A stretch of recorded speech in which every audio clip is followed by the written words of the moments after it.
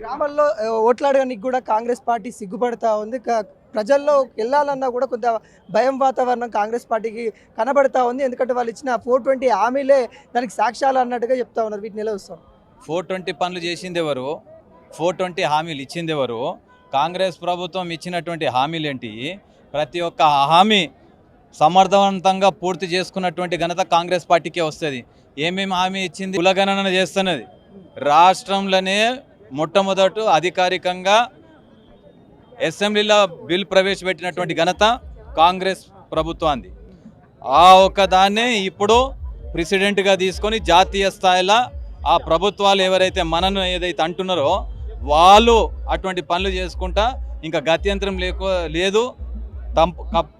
Compulsory కులగణన, జనగణనలో కులగణన చేయాలని చెప్పేసి వాళ్ళు మన ప్రభుత్వం చేపట్టినటువంటి దాన్ని యావత్ దేశమంతా చేస్తూ ఉన్నది.